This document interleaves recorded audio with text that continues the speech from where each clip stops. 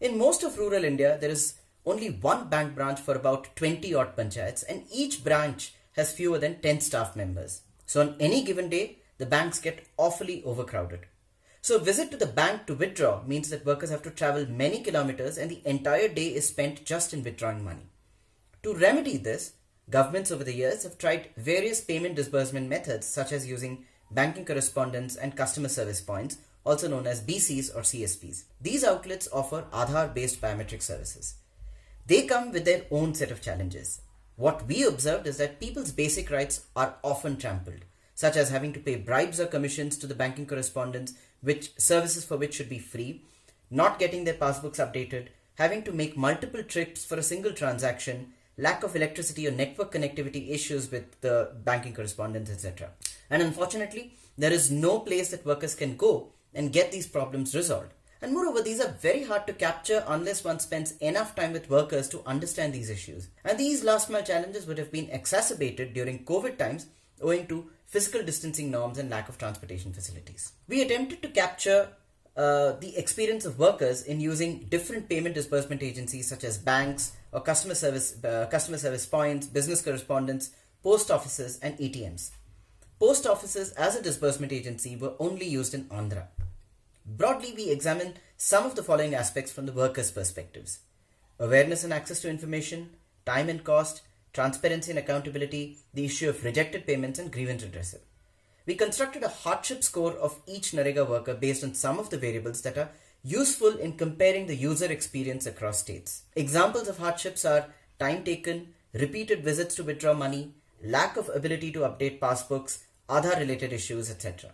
While the survey results are representative at the block level, experience suggests that our observations and statistical estimates are likely to be representative across the respective chosen states. Overall, we found that regardless of the disbursement agency, workers in Andhra experienced lower hardships while those in Jharkhand faced the most hardships. And post office users used only in Andhra seem to have been the most satisfied with the quality of services. We found that 42% in Jharkhand and 38% of the respondents in Rajasthan took more than 4 hours to access wages from banks. In contrast, this was just 2% in Andhra. CSPs and BCs appeared to be a convenient alternative to transacting at the bank due to their proximity. However, an estimated 40% of them had to make multiple visits to withdraw from CSPs or BCs because the workers' biometric thumbprints did not work. And CSPs, BCs don't have any passbook updating facilities.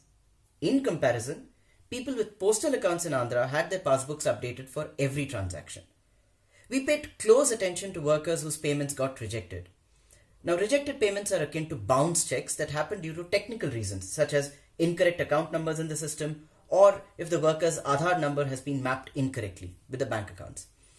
According to official figures, as of July 2020, in the last 5 years, about 4,800 crore worth of payments were rejected nationally, and about 1,274 crores out of that is still pending to be paid to workers. Awareness about banking norms and rights were low overall. For instance, many did not know whether they could transact in other bank branches, the minimum balance that they should maintain in their accounts, etc. And ironically, what we observed is that higher awareness has no bearing to the extent of hardships that people face. Perhaps the weakest link in the chain of the last mile is the lack of an effective grievance redressal system. Hardships have been routinely normalized, meaning that even obvious violations of the Act are not construed as legitimate grievances by workers, and as such they go unregistered. In fact, 94% of the complaints were only communicated verbally, which means that there is no trail of the complaints and hence there is no way to track whether those grievances have been redressed. In light of the economic crisis due to the lockdown, NREGA's importance cannot be emphasized enough. There is an urgent need to increase the number of days of individual entitlements and provide work on demand at the worksite. It is critical that delays in wage payments must reduce, and for that, effective last mile delivery is vital. There is an urgent need to increase bank branches in rural India and decentralize the wage payment mechanisms. System designs must be worker-centric. Worker participation in designing and rolling out information, payment and other systems is critical.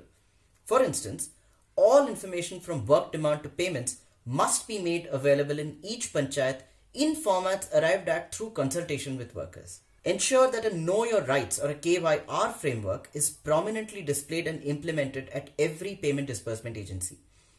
Passbook update facilities should be made available at every payment disbursement agency, including CSPs and BCs. There is a strong need to create an accountability framework for every intermediary in the disbursement of wage payments, including agencies such as UIDAI, the National Payments Corporation of India, PFMS, banks, and CSPs or BCs. Each of these agencies must be brought in within the ambit of social audits.